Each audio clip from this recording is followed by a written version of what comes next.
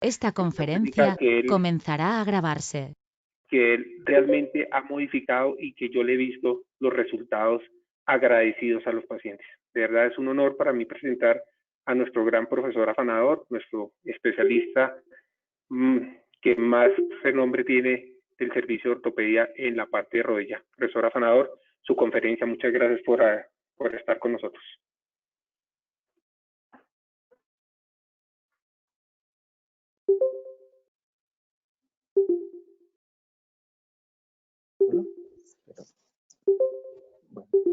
Muy buenas noches. Gracias, mi estimado doctor Jairo Villa, por la presentación y también para agradecer a todos los colegas de nuestro país hermano Perú que nos han permitido este espacio para compartir una experiencia sobre la reconstrucción del ligamento cruzado posterior con esta técnica que he denominado técnica inlay modificada en la fijación tibial. Trataremos estos aspectos durante el desarrollo de esta presentación, como son las generalidades, la historia de la reconstrucción del ligamento cruzado posterior, específicamente en la técnica inlay. Mostraré un proyecto de investigación de la técnica inlay modificada que se ha desarrollado durante estos últimos 16 años en el Hospital Militar Central y los pasos que metódicamente hemos ido desarrollando a través del tiempo, como es iniciando por las bases anatómicas, estudios en cadáver, principalmente lo que es la fosa poplitea, el paquete vasculonervioso popliteo, al cual le tememos mucho cuando hablamos de cirugía de ligamento cruzado posterior.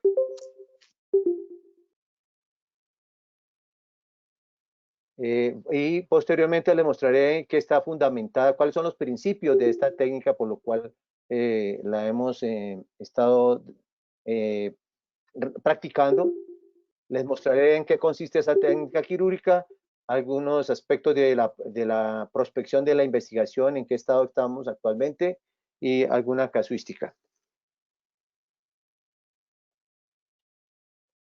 Las lesiones del ligamento cruzado posterior cada vez estamos diagnosticándolas más gracias al conocimiento de su anatomía, de sus funciones, de la parte semiológica y también Doctor con la ayuda de la Afanador, resonancia nuclear. disculpe que le interrumpa, si podría de repente agrandar la presentación porque muestra la pantalla chica. Eso. Ya, ahí está, Sí, perfecto. señor, ya. Ahí sí. Bueno, las lesiones, decía que las lesiones del ligamento cruzado posterior cada vez están siendo diagnosticadas con más frecuencia, producto también de las circunstancias actuales de nuestras ciudades por el aumento del trauma principalmente en motocicletas, automotores, caídas de lo alto principalmente. Esta incidencia que reporta la literatura es más o menos entre el 3 y el 20% en relación al resto de lesiones ligamentarias. Se pueden presentar como lesiones aisladas o combinadas multiligamentarias. Existen muchas controversias en relación al tratamiento, si tratamiento ortopédico en las lesiones aisladas o el tratamiento quirúrgico y cuál es la técnica gold estándar para el ligamento cruzado posterior. Pero todos los que operamos esta patología casi siempre nos hacemos esta pregunta: ¿por qué será que estos pacientes al cabo de un periodo de tiempo, aproximadamente un año, después de que hemos salido felices de la cirugía, de que nos ha quedado estable la rodilla, posteriormente encontramos que descubrimos una laxitud residual de estos pacientes que son más o menos un cajón grado 1, grado 2 y nos preguntamos qué es lo que está pasando acá, por qué se elonga este ligamento.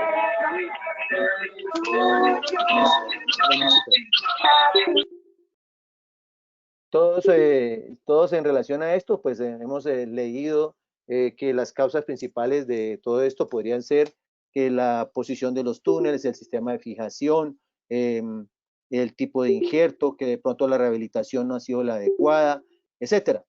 yo he llegado a la conclusión que de pronto en uno de los principales puntos donde está el problema para esa laxitud residual es en la fijación tibial. Obviamente descartando que todo el resto del procedimiento se haga bien, pero la fijación tibial y el tema del túnel transtibial, creo que ahí está el problema. Y por eso desde hace 16 años me he matriculado en este concepto filosófico que les trataré de explicar a través de esta presentación. Ustedes saben muy bien que la técnica para la reconstrucción del ligamento posterior más conocida es la técnica transtibial, que fue desarrollada por el doctor Clancy en los años 1988 y a medida de los siguientes 10 años posteriores, los cirujanos notaban que tenían dificultades para pasar el injerto a través del túnel tibial, principalmente cuando usaban, ejemplo, injertos HTH, en el cual al pasar el taco óseo en la parte tibial posterior, el injerto se traba, se atasca y es tedioso el girarlo nuevamente para llevarlo al trayecto intraarticular. Por eso fue que luego empezaron a usar el injerto del tendón de Aquiles para que en el extremo proximal de este injerto fuera de tejido blando y facilitara el transcurso por el túnel tibial.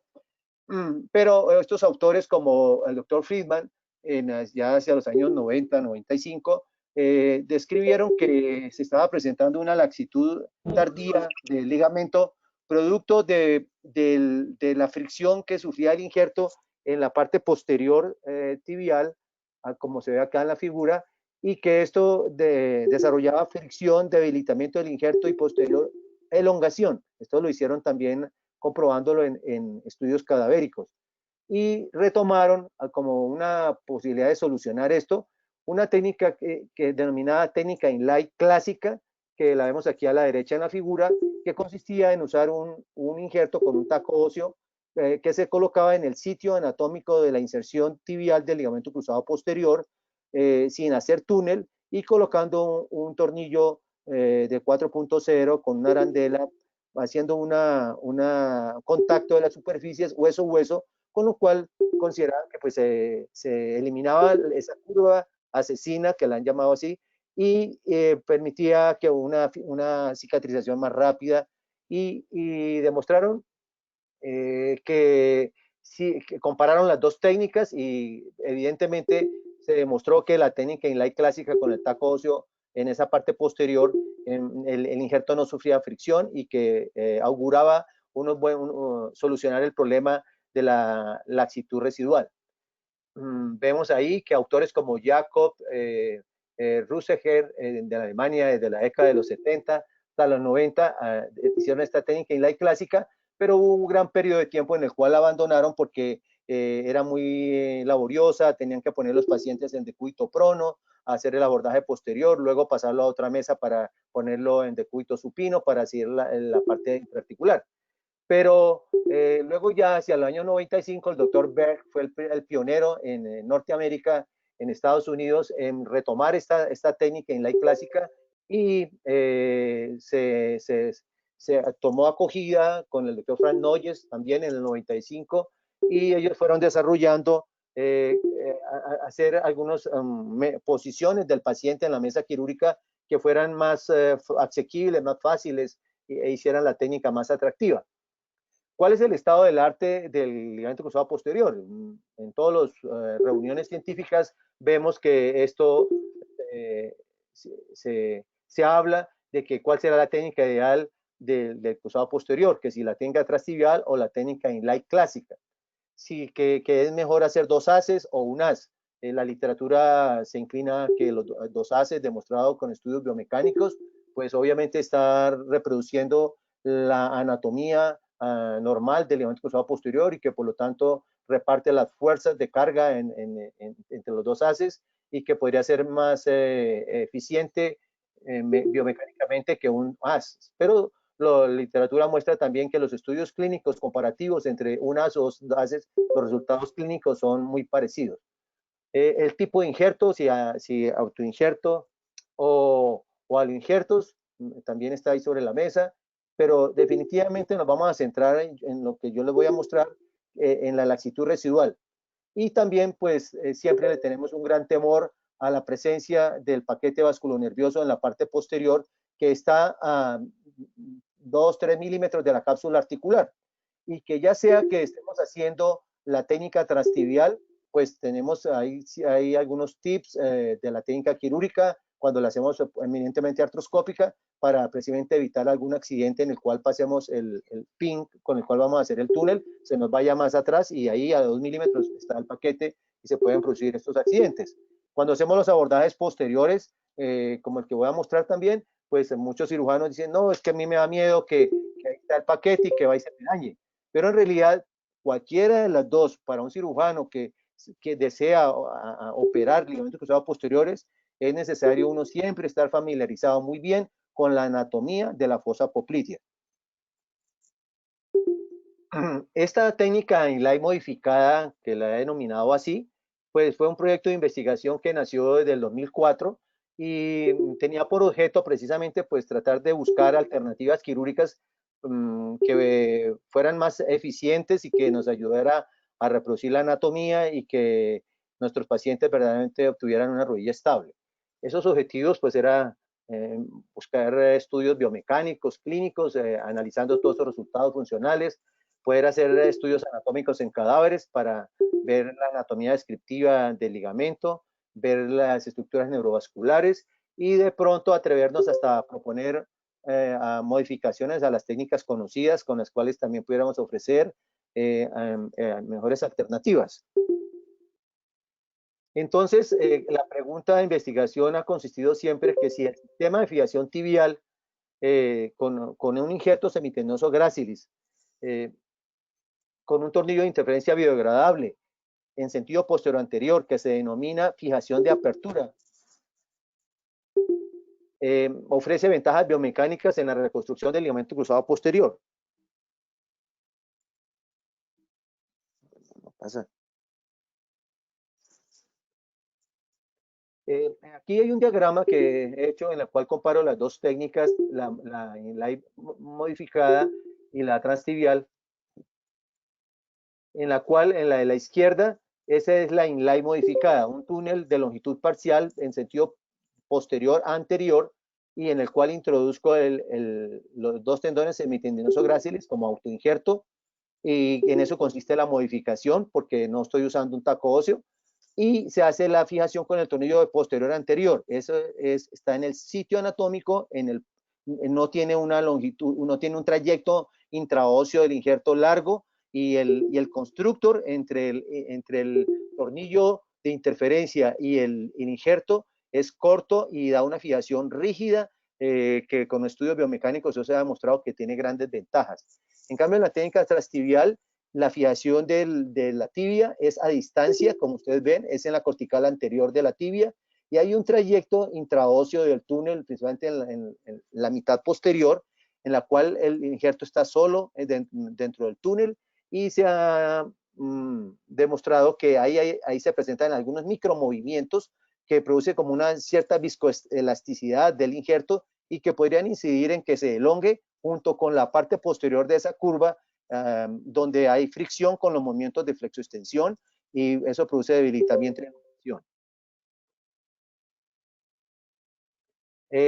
A través del tiempo, pues en lo que hace referencia a la fijación tibial, pues han ensayado diferentes métodos como la figura A, en la cual pues se colocan suturas ultrarresistentes en los extremos del injerto, que es de tejido blando, y lo fijan en la parte anterior con un tornillo y una arandela, que es lo que se llama una fijación con un poste a distancia. Y en la parte femoral con sistemas de tenosuspensión extracortical.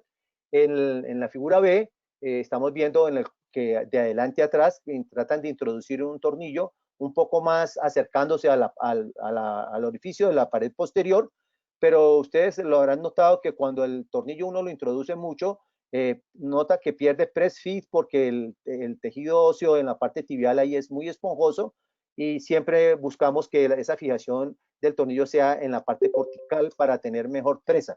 Y en la figura C, pues representa la técnica inlay clásica con el taco óseo y se elimina ese trayecto transtibial, habiéndose demostrado que tiene mejores resultados eliminando la fricción. Ahí está citada el doctor Berfield y el doctor Markov, que han hecho estos estudios, y cómo es esta gran representación de transiluminación, comparando las dos técnicas, y cómo en la parte de la unión entre el tendón y el hueso, en el caso de un injerto HTH, se ve ahí la transiluminación por debilitamiento del tejido blando.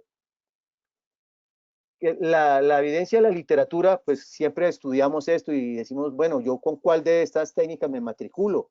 Y miramos las publicaciones que hay, que principalmente las revisiones sistemáticas, las metaanálisis, en los cuales comparan una técnica transtibial con la técnica inlay, comparan también con un as, dos ases, y vemos que todos estos estudios nos dicen, mire, en realidad son series de casos que no son muy numerosos, no tienen un seguimiento amplio, les falta hacer estudios más que sean randomizados, aleatorizados, comparativos, etcétera. Por lo tanto, no podemos dar recomendaciones de cuál técnica sea mejor.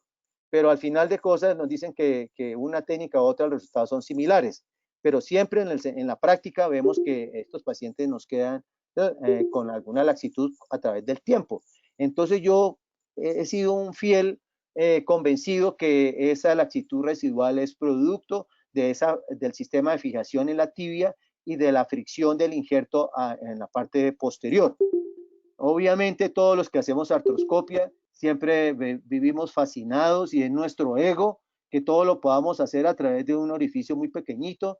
Cuando tenemos que hacer alguna incisión, pues nos sentimos lastimados en esa gran experticia haciendo procedimientos artroscópicos. Pero a través de todos estos 16 años yo he seguido muy caprichosamente, diría, queriendo trabajar en esta técnica, y pues cada vez me he convencido que los resultados, al menos en mi hospital, y como le he mostrado siempre a mis colegas, cada vez que van los pacientes a los controles se los muestro, que ellos mismos los examinen y se dan cuenta de la estabilidad tan buena que se obtiene con este procedimiento que les voy a presentar. Entonces, aquí es lo que estamos repitiendo, que esa lactitud residual puede ser el resultado de esa curva posterior y del sistema de fijación a distancia a través del túnel tibial. ¿Cómo solucionarlo? Diría yo, con una fijación tibial de apertura en sentido posterior anterior. Aquí hay una referencia donde el doctor Jill Thomas ha hecho estudios biomecánicos demostrando que este sistema de apertura representa grandes ventajas y da una fijación muy estable porque no hay micromovimientos en el injerto. Igual un autor muy conocido, el doctor Brown y Weiler Andreas, que hicieron estudios biomecánicos y demostraron que el sistema de apertura en la tibia era lo mejor. De ahí es que me ha dado el origen para esto que yo llamo técnica inlay modificada de la fijación tibial, y usando semitendinoso gráciles, con este tejido blando, y haciendo una fijación de apertura en la tibia. Esto ya está explicado a ustedes. Se han hecho estudios también en la fijación tibial, donde han estudiado diferentes puntos donde podría hacerse el túnel tibial, y ese corresponde a la fobia del tibial posterior en la tibia, la inserción, que es el intervalo ahí entre los dos platillos, medial y lateral, y a más o menos 1 o 1,5 centímetros por debajo de la línea articular. Hemos hecho hace varios años estudios de disección de cadáver en la fosa poplitea, haciendo abordajes centrales en el intervalo entre la cabeza del gastrocnemio medial y el gastrocnemio lateral, y ahí hemos observado cómo, pues en la parte, cuando abre uno la piel, la grasa, la fascia, lo primero que encuentra es algunas ramas superficiales nerviosas del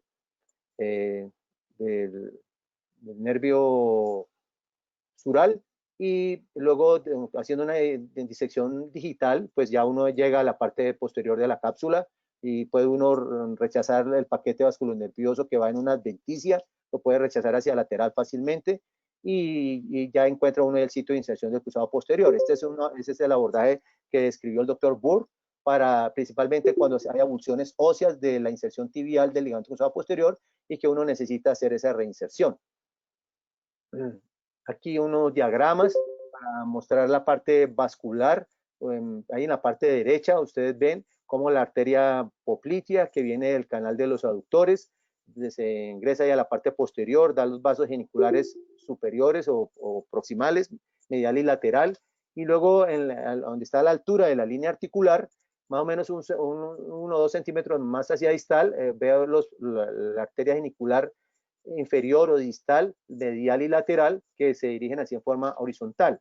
El sitio donde hago el trabajo en ese abordaje es más o menos acá donde lo estoy representando, de la arteria poplitea, que se encuentra ahí, pero que ahí es móvil y uno la puede rechazar hacia lateral, en esa zona.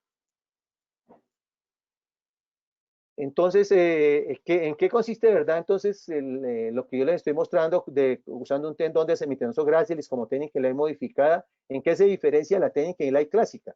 En que no estoy usando un injerto o un injerto con taco óseo, sino estoy usando el semitenoso gracilis del mismo paciente, que lo encuentro a través del abordaje posteromedial, y pues entonces aprovecho dentro de la disección que los tengo ahí presentes y de una vez los tomo como el injerto para hacer el procedimiento. Segundo, este semitenoso gracilis lo puedo trabajar cuádruple, no necesito que me quede gran longitud, con que me quede más o menos de 8 o 9 milímetros de diámetro por unos 10 centímetros de longitud, me da perfectamente la cantidad de tejido suficiente para fijarlo en la tibia y para fijarlo en el fémur. Se hace el túnel en sentido posterior anterior. En la técnica Inlay clásica no tiene túnel, sino como dijimos es un taco óseo que está sobrepuesto sobre la cortical posterior. Aquí sí hago un túnel posterior anterior de 30 milímetros de longitud solamente. Y se hace la fijación de apertura, que es con el tornillo biodegradable de interferencia en sentido posterior anterior. Muy bien, esto ya lo hemos explicado anteriormente. Hay una buena relación costo-efectividad, porque generalmente en nuestros países latinoamericanos conseguir los aloinjertos hay veces es bastante difícil a través de los bancos de tejidos, y eso hace que nuestros pacientes se demoren para poderles ofrecer el procedimiento quirúrgico. Esta técnica Inlay casi siempre hay que tenerla en cuenta como también una alternativa de revisión cuando una técnica transtibial ha fallado o por una relesión o lo que sea, y tenemos que decidir que hay que volver a reintervenir el paciente. Como ya muchos ese túnel transtibial de adelante a atrás, pues esta técnica de abordaje posteromedial y de Inlay modificada o la Inlay clásica, cualquiera de esas, es una buena alternativa para solucionar una cirugía de revisión. Les voy a mostrar a continuación con mucho detenimiento los pasos del procedimiento quirúrgico, cómo lo hago. Aquí el examen bajo anestesia. Este es un paciente de una lesión aislada, sin embargo ustedes ven la gran inestabilidad, el gran cajón posterior, porque pues siempre nos dicen cuando es una lesión aislada, estos pacientes se pueden manejar en forma ortopédica, pero esos son aquellos pacientes que no tienen mucha demanda física, que tienen de pronto un cajón grado 1 o 2, y que el paciente subjetivamente no está percibiendo una sensación de inestabilidad. Pero como vemos ahí en esto, pues es un paciente con una inestabilidad grotesca, así sea una lesión aislada. El doctor Frank Noyes y el doctor Burs, ellos indicaron hacer un abordaje en la fosa poplitea central, como les había dicho, entre los dos vientres del gastrocnemio medial y gastrocnemio lateral, haciendo el abordaje central con el paciente en decúbito lateral, como lo estamos mostrando en la figura a la izquierda, y ahí podemos hacer el túnel o colocar el taco óseo, etcétera. Pero en relación a mi técnica de la técnica Inlay modificada con injerto óseo, pues todos los últimos casos los coloco en esta posición, en decúbito supino, para facilitar también al anestesiólogo su trabajo. Estos pacientes generalmente están con anestesia regional, y colocamos una mesa de mayo ahí al lado de la mesa para colocar la pierna en esta posición, que es una posición de 4, con flexión, rotación externa de la cadera y flexión de la rodilla para ver ahí la fosa poplitea. Este es como marcamos la incisión, que es una en palo de golf o en L invertida, en ese trazo como transverso va a través del pliegue popliteo.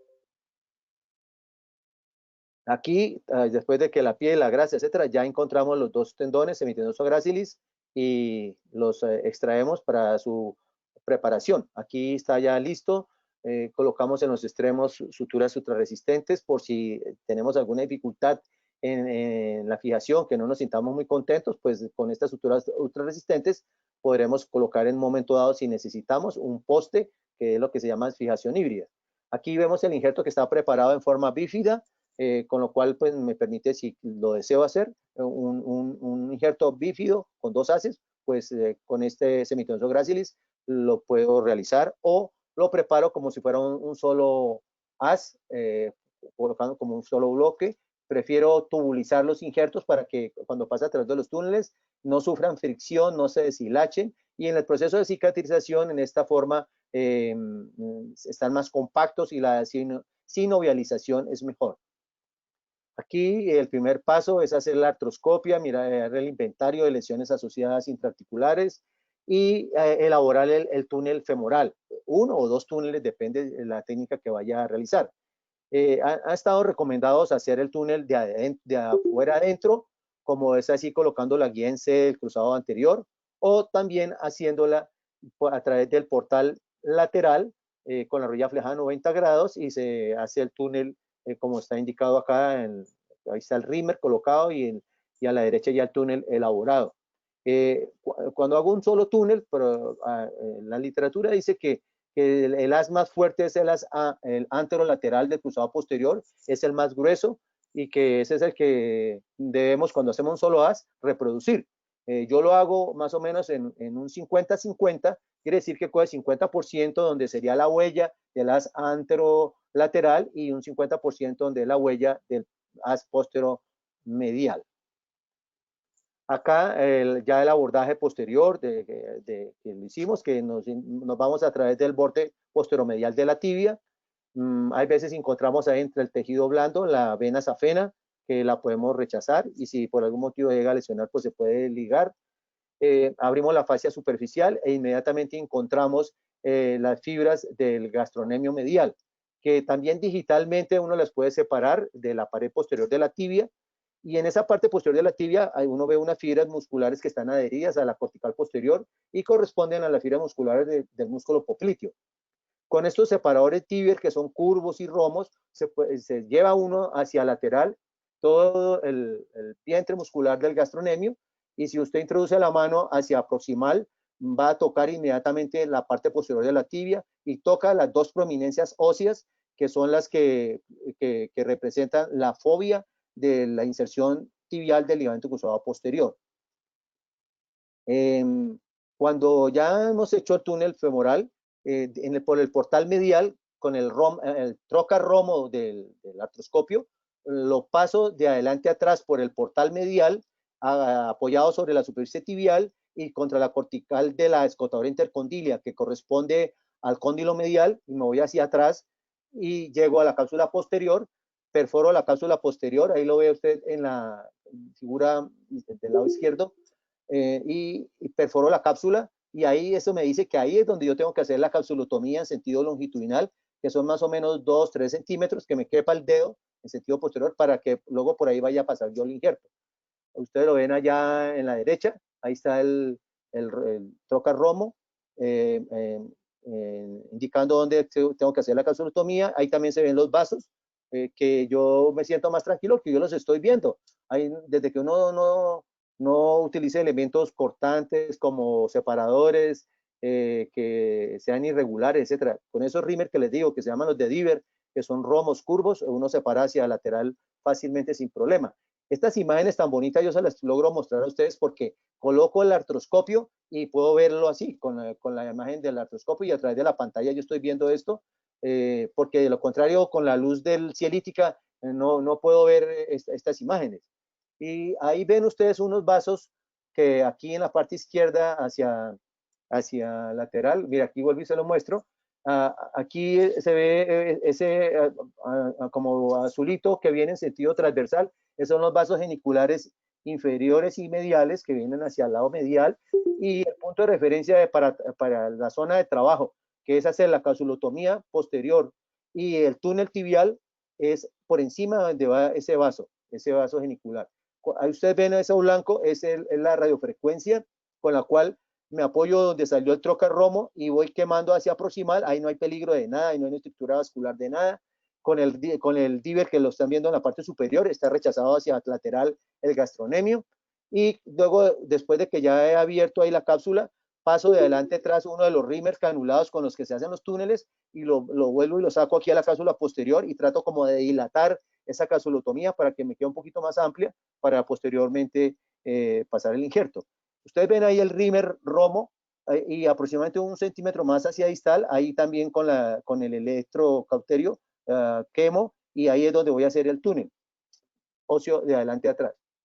Ahí ustedes ven en la figura del lado izquierdo cómo ya cuando paso esa guía que es la del ojal, guía con ojal, en el sitio donde voy a hacer el túnel, antes de pasar el pin, coloco uno de los rímers canulados, cualquier diámetro que sea, lo coloco para que me sirva como de guía, o cojo el tamborcito de la guía en C, lo saco de la guía en C y lo cojo en mi mano y lo coloco ahí en el punto donde yo considero que va a ser el túnel tibial, y como es largo, entonces me permite a través de eso que me sirva de guía para pasar con el perforador la guía con ojal que va a salir en la parte anterior de la tibia. Lo dirijo un poco inclinado hacia distal para que no se me vaya a ir intraarticular, y generalmente apunto hacia el tubérculo de Gerdy, quedando el trayecto del túnel un poquito oblicuo, y con eso pues evito que se me vaya a ir intraarticular y demás.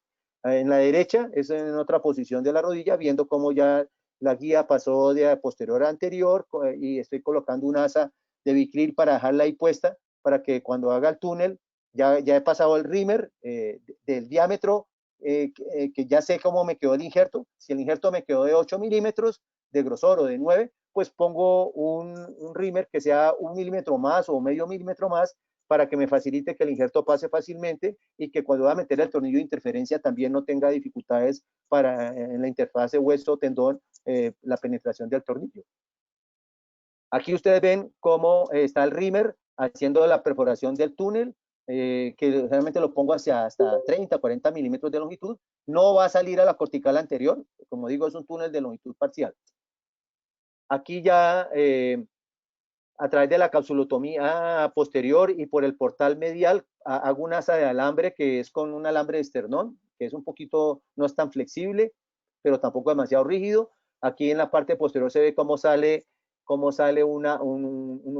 una especie de ojal, acá, debajo donde está el injerto, y lo dejo ahí colocado. Luego voy a penetrar el injerto en el túnel tibial.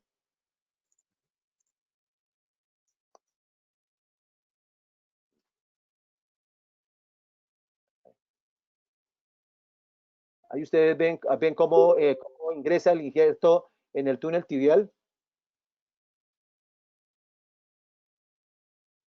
Luego, después de ingresar, colocamos el tornillo de interferencia biodegradable para fijar el injerto.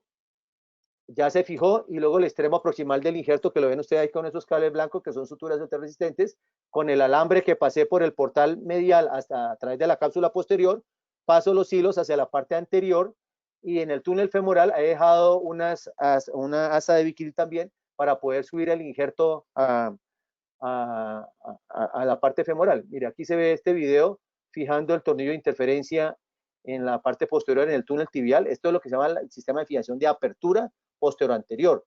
Hace un constructor bastante rígido que no permite que el injerto se mueva ni tenga ningún tipo de fricción.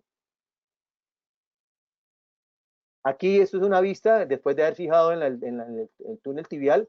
Ustedes ven ahí el injerto ya metido por la capsulotomía posterior, como ya está hacia adelante, y este es el trayecto que queda aquí entre el túnel y el orificio de la capsulotomía posterior. Mírelo acá en la derecha también, donde se ve la cantidad de sustancia del tejido bien colocado. Luego en la parte, este es el trayecto intraarticular. Ven ustedes el pasahilo que lo llevo hasta la cápsula posterior para poder subir el injerto hasta el túnel femoral. Aquí ya el injerto ya pasado al túnel femoral y fijado con un tornillo de interferencia también pasado desde el portal lateral, se introduce allá en el túnel con la rodilla en flexión de 90 grados, haciendo cajón anterior y reproduciendo el signo de step off en la parte medial. Uno siente cómo se reproduce el signo de la grada o el signo de step off también. Y ahí probándolo cómo queda con esa excelente tensión y obviamente estabilidad. Aquí unos representaciones de estudios de resonancia posoperatoria, de seguimiento, donde observamos la disposición del neoligamento, la orientación, el volumen del tejido en buena posición. Aquí en esta resonancia se ven algunas interferencias porque en este caso, por ejemplo, le había colocado en la parte de adelante un tornillo de poste como digamos, de mayor seguridad y que es lo que se denomina cuando uno usa un tornillo de interferencia y además pone un poste como fijación híbrida. Esto se lo puse a un paciente que era campeón de artes marciales y pues le quise poner esto como por mayor seguridad. Y ya se termina el procedimiento, lo fijamos con un inmovilizador, un brace largo articulado graduable, lo bloqueamos en extensión y lo dejamos así aproximadamente 3-4 semanas para que el paciente deambule, apoye y se lo retiren cuando la terapista le inicia su fisioterapia, que generalmente lo empieza la segunda semana de posoperatoria. Y luego después de 4 semanas le empezamos a desbloquear el brace, inicialmente hacia 45 grados, 90 grados, y después ya hacia el segundo mes le dejamos libre. Y le sugerimos que para dormir coloquen una almohada en la parte de la zona de los gemelos para evitar que hagan hiperextensión de la rodilla. Este es un ejemplo del paciente que les decía, 10 meses de posoperatorio, campeón nacional de taekwondo, cadete del ejército, de nuestras fuerzas militares, quien en un combate con su instructor se le rompió el cruzado posterior y después de 10 meses, míralo acá recuperando su gesto deportivo. Nosotros también que hemos sido víctimas de la guerra en todos estos años anteriores, también hemos tenido casos en los cuales por el efecto de las minas, pacientes amputados por BK y que posteriormente sienten sensación de inestabilidad en su rodilla con el uso de la prótesis, les hemos encontrado que tenían lesiones de cruzado posterior. Este es un caso, por ejemplo, ejemplar en el cual con reconstrucción del ligamento cruzado posterior técnica en la modificada a los 8 meses de posoperatorio, deambulando en forma muy funcional con su prótesis y sintiéndose satisfecho con su estabilidad de la rodilla. Hemos seguido evolucionando en la técnica y hemos querido pues hacer algo con el cual podamos demostrar que esta técnica tiene grandes ventajas biomecánicas por ese sistema de fijación y con el apoyo de la Universidad Militar Nueva Granada y con la Facultad de Biomecatrónica, con su director y algunos estudiantes de posgrado y de PhD, nos han apoyado para hacer unos estudios nuevos que nosotros los ortopedistas no estamos tan familiarizados, que se llaman estudios de elementos finitos, que se hacen con sistemas computacionales y que ya eso está muy avanzado, en los cuales ellos ya tienen toda la información, toda la base documental de ingeniería, de cómo funciona una rodilla normal, de cuáles son las fuerzas de carga, de tensión y de tracción que soportan los diferentes ligamentos de la rodilla y que fácilmente se pueden simular estos procedimientos. En esta manera, pues hemos simulado la técnica y la modificada configuración posterior de apertura y ahora les comento esos resultados. También en el año 2016 hicimos una publicación en la revista de la Sociedad Colombiana de Ortopedia, donde publicamos cerca de 30 casos de lesiones aisladas de ligamento cruzado posterior tratadas con este método y también 17 casos con lesiones multiligamentarias. Aquí, esta es la simulación de elementos finitos de la técnica en la modificada, en la cual ustedes ven ahí la fijación tibial de adelante a atrás con el tornillo de interferencia colocado y con estos métodos pues se ha verificado que con los movimientos cíclicos y fuerzas de tracción y de rotación, torsión, este método de fijación es muy superior incluso a la capacidad que tiene un ligamento cruzado posterior normal de resistir todas estas fuerzas lesivas. Y entonces, pues en este trabajo que lo vamos a presentar próximamente en el Congreso Nacional de Ortopedia, logramos demostrar que este método tiene unas grandes ventajas biomecánicas por una gran capacidad de fijación en su porción tibial. Aquí esta es una casística del autor durante estos 16 años en los cuales hemos estado utilizando esta técnica. Vemos aquí 84 pacientes, en los cuales 56 pacientes aislados, de los cuales, estos 56, 7 en fases iniciales los operé con la técnica Inlay clásica, que era con el taco óseo, y los otros 49 con la técnica que les he descrito, Inlay modificada. También tenemos pacientes con Inlay modificado y lesiones multiligamentarias, como son asociadas del ligamento cruzado anterior con esquina posterolateral, cruzado posterior, esquina posterolateral, cruzado posterior con esquina posteromedial, y pues la técnica nos facilita poder trabajar todo esto en un solo acto operatorio. Para llevar a casa, considero que la técnica Inlay modificada por abordaje posteromedial, asistida por artroscopia, utilizando autoinjertos de semitenoso gráciles y elaborando un túnel de óseo de longitud parcial en sentido posterior anterior, con una fijación del injerto, con un tornillo de interferencia biodegradable en sentido posterior anterior, denominado fijación de apertura, tiene estas ventajas, que es reproducir la inserción tibial anatómica del ligamento cruzado posterior, elimina la fricción del injerto observada en la técnica transtibial en esa zona posterior, en esa curva que la han llamado curva asesina, y nos da una gran eficiencia biomecánica de este sistema de fijación, controlando las fuerzas de tracción, de elongación y evitando que este injerto se debilite. Y pues creo que con esto nos hemos esforzado en tratar de demostrar una alternativa que de pronto podamos optimizar los resultados funcionales de nuestros pacientes y poder solucionar, aunque sea en parte, este problema de la laxitud residual que vemos en nuestros pacientes. Dejo en ustedes en consideración este procedimiento para que lo conozcan, para que lo tengan en cuenta, para que se familiaricen y que si en algún momento llegan a tener oportunidad de usarlo, pues que tengan confianza de que uno tenga conocimiento bien de lo que es la anatomía. Es un procedimiento reproducible, de bajo costo, y que pues, se usa con los recursos que generalmente tenemos todos en nuestros hospitales. Agradezco a todos. Aquí uno de mis doctores residentes, el doctor Juan Camilo Restrepo, con quien me ha acompañado en el desarrollo de esta investigación última de los métodos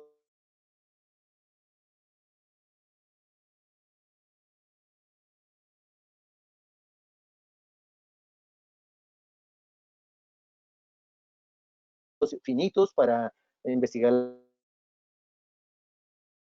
la biomecánica de esta técnica. Y pues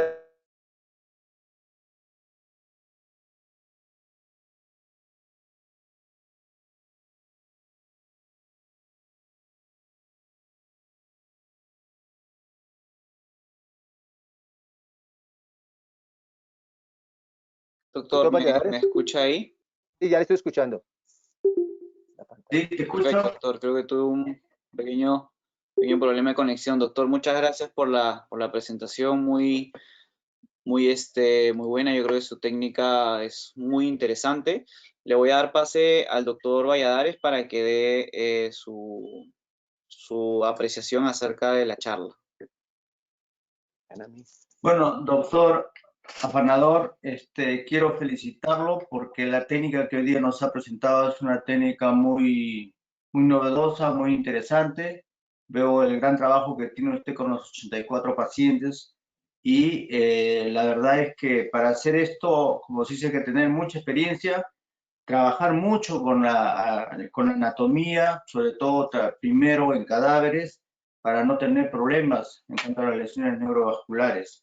Sabemos que realmente pues, el ligamento cruzado posterior que se operan casi son en porcentaje lo menos que se hace en cuanto a ligamentos, ¿no?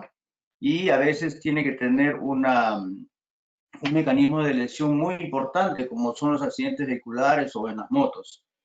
Yo quería hablar un poco acerca de la técnica que usted hace y que nos pudiera enfatizar con esa palabra que usted habla sobre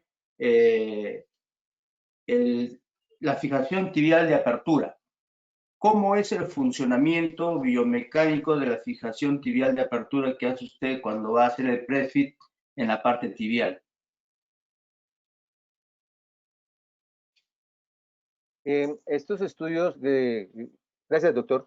Estos estudios de fijación de apertura, como lo mostraba el doctor Andreas Weiler de Alemania y también en el Hospital de Massachusetts, hay publicaciones de cerca de los años 2000, donde ellos describieron que hay dos sistemas de fijación de los injertos de ligamento para reconstrucción ligamentaria, que son fijación de interferencia a distancia.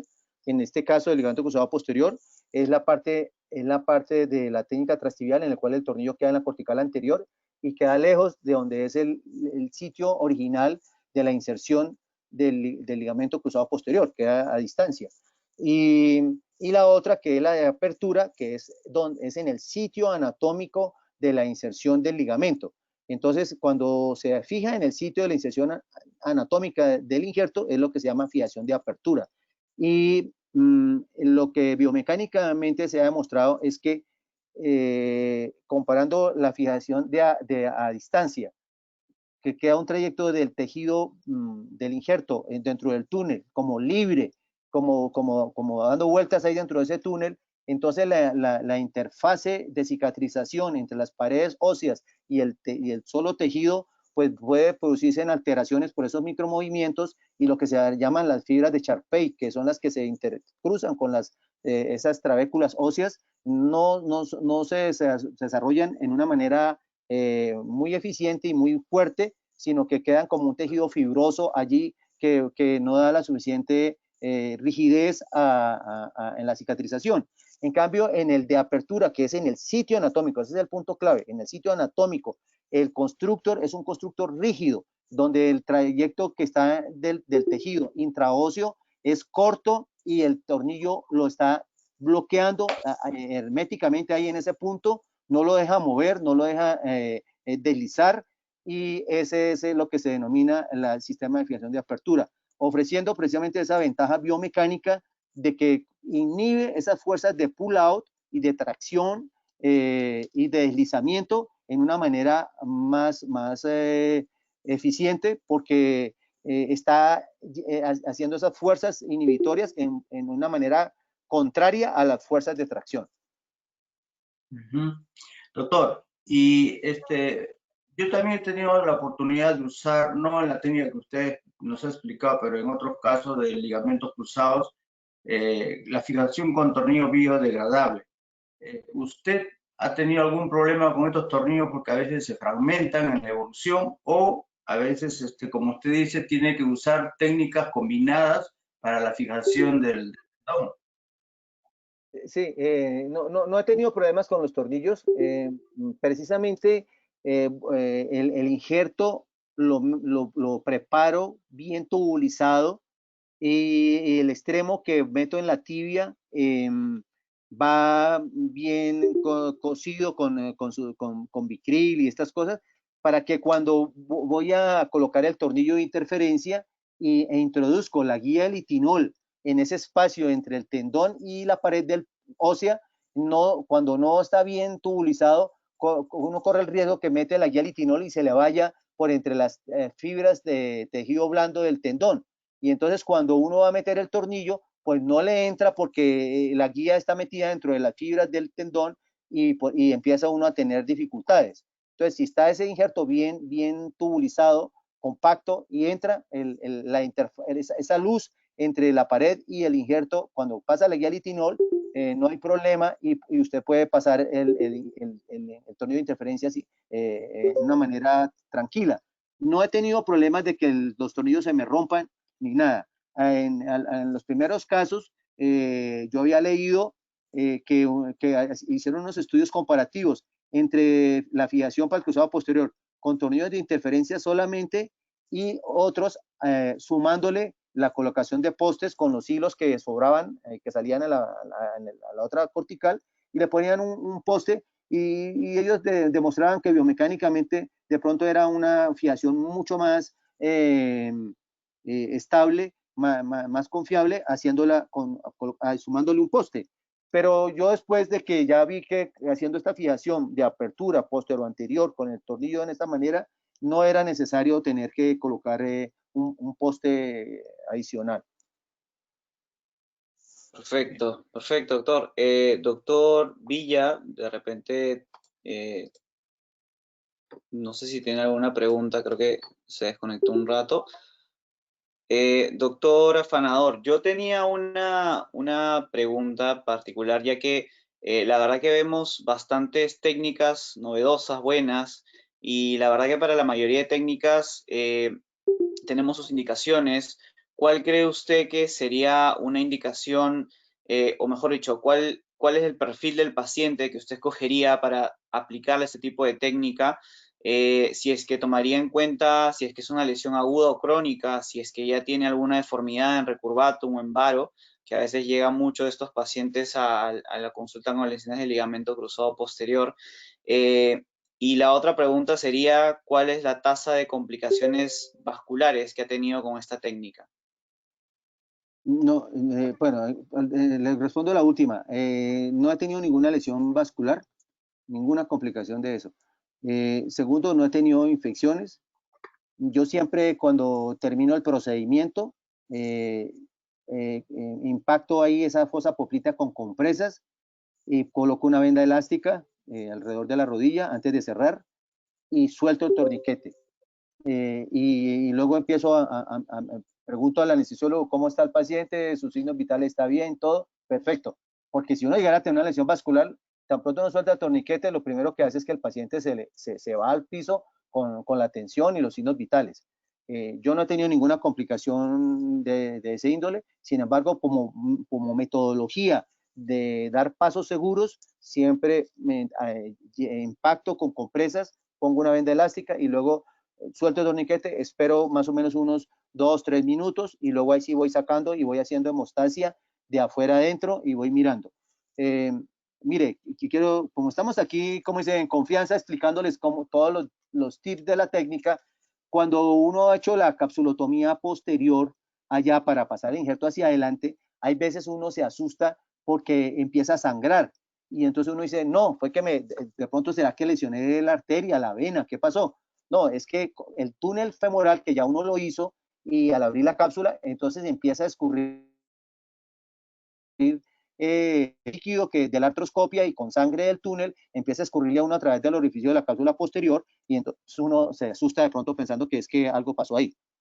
Bueno, y en cuanto a la escogencia de la técnica, pues mire, yo sé hacer la técnica transtibial, pero precisamente por lo que dice en la misma literatura, muchos cirujanos cuando hacen estudios muestran en sus series que los pacientes los han operado con diferentes técnicas y entonces que por eso no pueden decir que si una técnica, una es buena u otra o no. Yo he sido muy constante en todos mis pacientes, así sean de lesiones aisladas o lesiones combinadas, para tratar el cruzado posterior, todos los trato con esta técnica. No quiere decir que es que no se puedan tratar con la técnica transtibial. Todos mis otros compañeros que hacen cirugía de rodilla en mi hospital lo hacen con la técnica transtibial.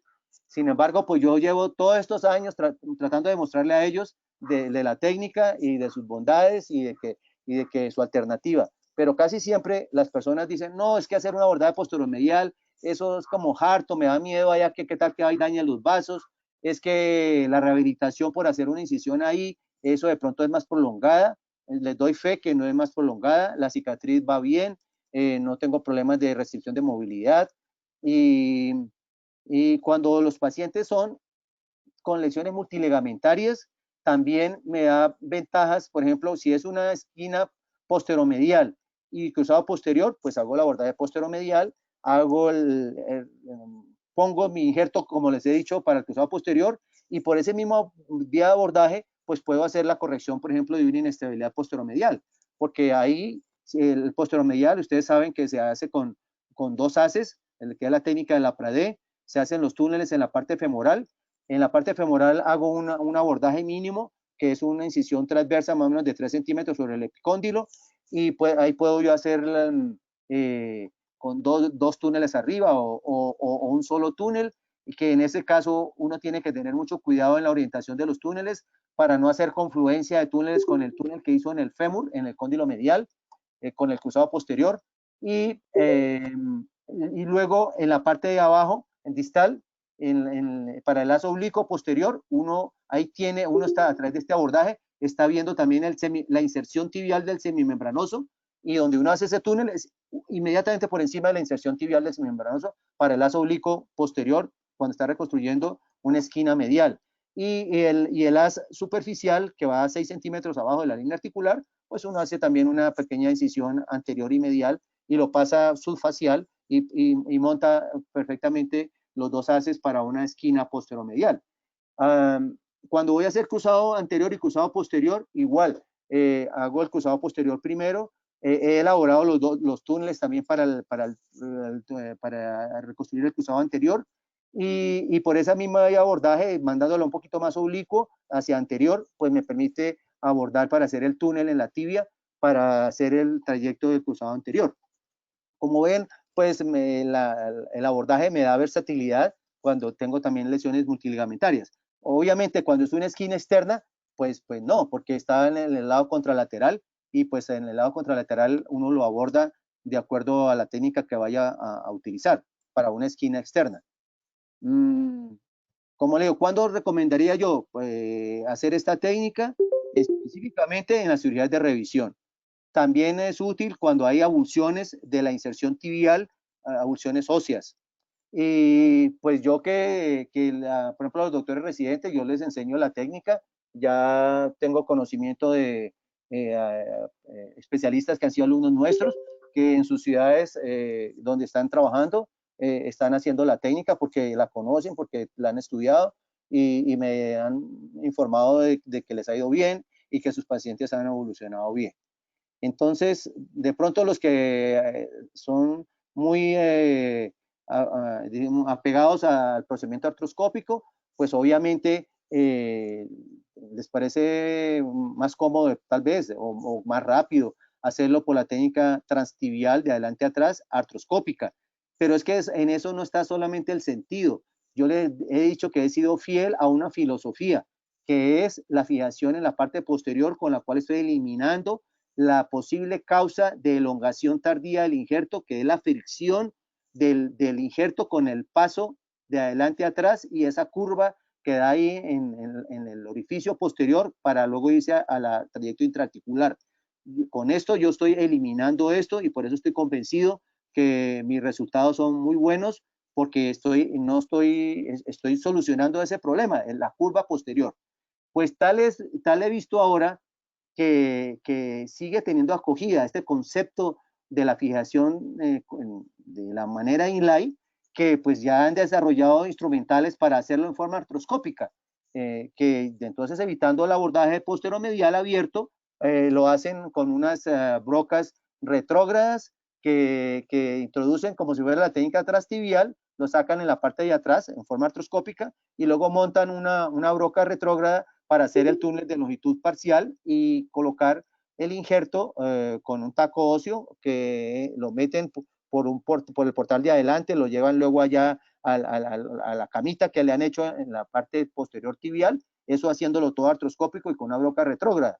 Pero estos son métodos de alta tecnología, me parecen muy, muy bien concebidos, pero son bastante costosos. No en todos los medios de nuestros hospitales tenemos los recursos y la aprobación para utilizar estos métodos, pues que van de avanzada, pero me da alegría porque son procedimientos que están respetando este concepto de la fijación posterior sin necesidad de dar esa curva de adelante a atrás. Perfecto, muy bien, doctor. Muchísimas gracias por la respuesta. Doctor Villa, está creo que ya conectado.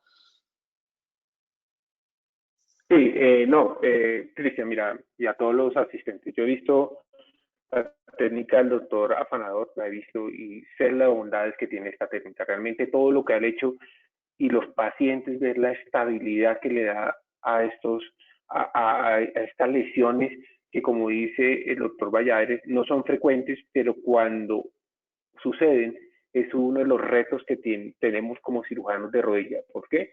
Porque es una de las lesiones donde uno más cuidado tiene que tener, donde más inestabilidad residual puede haber después de una reparación del ligamento cruzado posterior. Yo quería preguntarle al doctor Afanador, ¿cómo rehabilita a estos pacientes? Si usted cree que la rehabilitación se demora más o es igual a las técnicas artroscópicas que hacemos nosotros, ¿cómo es su rehabilitación para estos pacientes? Gracias, doctor Villa. La rehabilitación es igual. No hay ningún retraso al respecto, no que porque por la incisión que se demora en la cicatrización, por ejemplo, de los tejidos blandos, de la piel y eso, ¿no? Los pacientes cicatrizan en 15 días, está cicatrizada la herida sin problema. Yo por extremar las medidas, siempre les dejo un Hemovac ahí en la fosa poplitea, por protocolo los dejo hospitalizados un día para estarme dando cuenta que no haya ningún problema, que no haya de pronto un hematoma ahí en la parte posterior y que me dé sorpresa que llegue a haber algún hematoma abundante y que haya el riesgo de un síndrome compartimental, cosas así. Pero ninguna de los 84 pacientes, nunca ningún paciente tiene una complicación de nada de esto, gracias a Dios. Y el posoperatorio es, entonces, como mostré, un brace largo articulado graduable. Hace muchos años, en el servicio de prótesis de amputados, me elaboraban un brace con una valva posterior en la tibia, como parecida a una OTP, a una férula OTP, para evitar que la tibia se fuera hacia atrás. Pero ante las dificultades para esa elaboración de ese tipo de brace, hemos estado usando este que les mostré, bloqueándolo en extensión durante las primeras 4 semanas, permitiendo que el paciente haga un apoyo parcial progresivo y que desde prácticamente la segunda semana el paciente ya está iniciando su fisioterapia. La terapista le retira el brace para trabajar, para hacer isométricos del cuádriceps, para hacer ejercicios de flexoextensión sin vencer gravedad. No sometemos en las primeras 8 semanas a trabajar los isquiotibiales contra resistencia, porque eso haría que se lleve la tibia hacia atrás. Trabajamos el fortalecimiento del cuádriceps y más o menos entre la cuarta y sexta semana ya el paciente está con el brace en 90 grados y después de la octava semana está con el brace libre a 120 grados para que lo utilice. Como nuestra población son militares, usualmente les dejo el brace durante unos 4 meses, porque en realidad si se lo retiro más precozmente,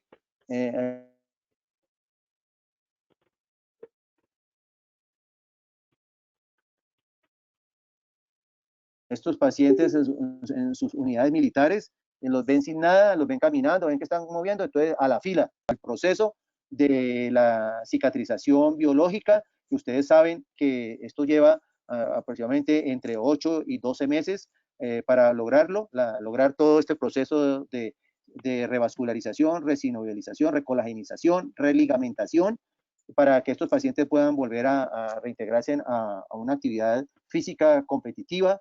Nuestra población es militar y pues ellos tienen que estar patrullando, tienen que estar haciendo operativos saltando de helicópteros, todo. Entonces, estos pacientes retoman a su actividad. Cuando hacemos aloinjertos, por ejemplo, cuando son lesiones multilegamentarias, pues utilizamos aloinjertos para no someter a sacar al paciente sus propios tendones ya para varios procedimientos. Sin embargo, por ejemplo, cuando voy a hacer cruzado posterior y cruzado anterior, en el mismo acto operatorio, tomo consentimiento del paciente y que me autorice sacarle los isquiotibiales de la rodilla contralateral. Y entonces con los isquiotibiales del mismo lado, pues hago el inlay modificado y con los isquiotibiales del lado contralateral le hago el cruzado anterior. Cuando tengo que hacer esquinas, igual, si solamente es el cruzado posterior y una esquina, pues tomo los isquiotibiales del otro lado y hago la esquina lateral o la esquina medial. Y con los de la misma rodilla, pues le hago el cruzado posterior. Cuando hay pacientes que en el mismo acto operatorio tengo que hacer cruzado anterior, cruzado posterior y esquina, entonces en esos casos, pues pido los aloinjertos. Como le digo, pues uso mucho los autoinjertos porque es muy difícil, hay veces, conseguir los aloinjertos y los pacientes se nos demoran mucho. Mire, esta experiencia que yo les muestro de esta casuística son todos 100% pacientes con lesiones crónicas. En realidad, en nuestro hospital es muy raro el paciente que nos llega con una lesión aguda que lleve menos de 3 semanas, porque estos pacientes los ven en los sitios de atención periférica y usualmente les colocan un vendaje bultoso, a no ser que haya sido una luxación de rodilla, que sea más dramática y que tenga alguna lesión vascular, etcétera, pues llegan más rápido. De lo contrario, estos pacientes que tienen lesiones multiligamentarias, más de 2 ligamentos, por las clasificaciones que conocemos, pues prácticamente corresponden a una luxación que ha sido oculta, que no la vieron, que la tibia se fue adelante grotescamente, pero cuando ya están rotos de más de 2 ligamentos, eso es una luxación de rodilla. Entonces, esta casuística son con lesiones crónicas. Nosotros sabemos que las lesiones agudas, pues siempre se deben hacer aproximadamente por ahí hacia la 3ª semana, a no ser de que, por ejemplo, hay pacientes que tienen luxaciones traumáticas y tienen abulsiones del tendón patelar, ruptura del cruzado posterior y todo, y entonces ameritan hacer más rápido las reparaciones de los tejidos que sean reparables y reconstruir los que no permitan, porque los tejidos han sido rotos de una manera demasiado grotesca. Uno observa ahí los tejidos demasiado deshilachados, y entonces pues uno casi que tiene que tener a la mano también a los injertos. Pero en nuestro medio no es muy fácil que entremos a una sala a reparar en una fase aguda ligamentos y que tengamos en la mesa a los injertos. Entonces, en la fase aguda, dicen que si uno los repara, pues que de pronto uno puede rescatar alguno de esos ligamentos porque los reinsertas, pero uno tiene que estar preparado para hacer aumentaciones o incluso para hacer reconstrucciones agudas cuando uno enfrenta un caso de estos multiligamentorios agudos. Perfecto, doctor. Perfecto. Muchísimas gracias por las respuestas, muchísimas gracias por la participación. Yo creo que ya pasamos la hora de la charla, que ha sido la verdad muy buena, doctora Afanador. Le agradezco bastante por la participación. Como le digo a todos mis invitados, cuando ya termine esta pandemia, le debo un buen pisco o una buena cusqueña, que ya voy bebiendo como doctor. Pero nada, doctor, muy agradecido. No sé si tendrá unas palabras finales para ir despidiendo el webinar. Sí, señor, muchas gracias. Mira, le agradezco a todos los doctores especialistas